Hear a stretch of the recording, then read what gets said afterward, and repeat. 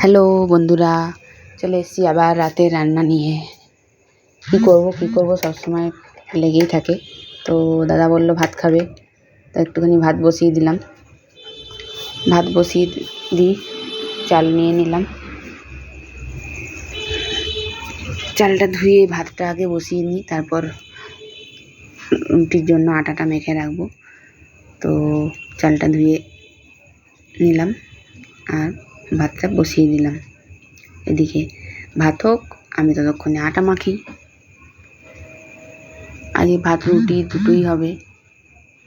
খুব গরম, তাই দাদা বললো আমি আজকে রুটি খাবো না, ভাত খাবো। তো রুটি খাওয়ার জন্য বোঁদে নিয়ে এসেছি একটু। আমি একটা আমাদের এখানে মিষ্টির দোকানের নয়, বোঁদেটা একটা একজন ভদ্রলোক, উনি বোঁদে আর জিলিপি বানান। উনি একটা আলাদা ঠেলার মতন স্টল নিয়ে বসেন।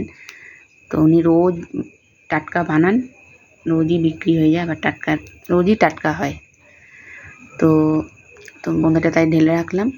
এদিকে ভাতটাও ফুটে গেল, আটাটা মেখে নিই। আটাটা মাখা হয়ে গেল, একটু থেসে নিয়ে রেখে দেবো। আর ওইদিকে ততক্ষণ আলুর তরকারিটা রেডি করে নিই। আলু কেটে নিলাম, আলুর মধ্যে দেবো একটা টমেটো আর দুটো লঙ্কা দেবো। কি আরাম! ফ্রিজের মধ্যে মনে হচ্ছে ফ্রিজের মধ্যে ঢুকে বসে থাকি, এত গরম এখানে। তবে মনে হচ্ছে বৃষ্টি হতে পারে, মাঝে মাঝে একটা করে বিদ্যুৎ চমকে উঠছে আর ঝড়ও শুরু হচ্ছে, জোরে জোরে হাওয়া দিচ্ছে।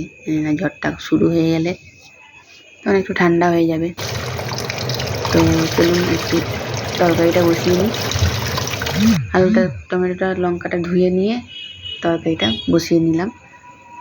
আলু, টমেটো কুচো, লঙ্কা দুটো, একটু হলুদ গুঁড়ো, একটু নুন আর একটু মিষ্টি দিয়ে আলুর তরকারিটা আমি প্রেসার কুকারে দুটো স্টিম দিয়ে নেব।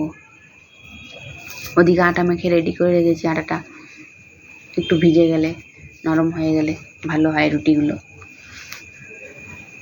দেখুন আটাটা বেশ নরম হয়ে গেছে। এবার আমি রুটিগুলো করে নেব, ততক্ষণে তরকারিটা হোক। তো রুটিগুলো করে নিচ্ছি।